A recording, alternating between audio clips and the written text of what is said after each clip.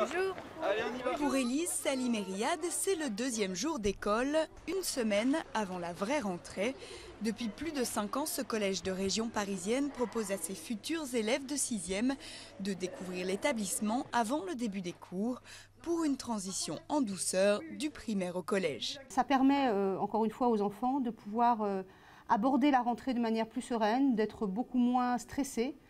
Et d'avoir aussi connu des référents à l'intérieur de l'établissement, ce qui leur permet effectivement, quand il y a un petit coup de blues ou un petit moment de recherche de début d'année, de pouvoir se dire « je connais cette personne, je vais aller la voir ».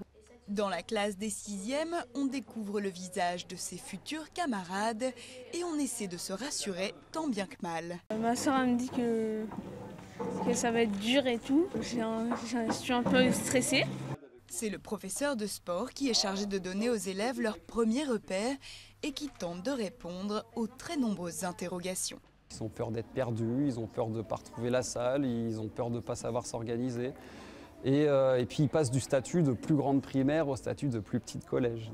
Mais ce qui suscite chaque année le plus de questions, c'est le règlement intérieur, le fameux carnet de liaison et les punitions diverses. Est-ce que vous savez ce que c'est une heure de colle ? La discipline, c'est donc le grand changement qui les attend.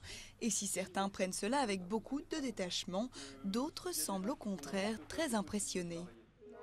C'est strict, donc quand tu fais une bêtise, tu as une heure de colle ou tu as une croix dans ton carnet, tu peux te faire renvoyer, exclusivement. Renvoyer définitivement, une expression tellement terrifiante pour ces jeunes collégiens qu'elle en est difficile à retenir. Mais une fois les règles énoncées, on passe vite à des choses plus ludiques, notamment aux ateliers extrascolaires. Aujourd'hui, c'est visite de la conciergerie à Paris. Alors la rentrée avant tout le monde, oui, mais une rentrée où le cours d'histoire se déplace sur les lieux de l'histoire.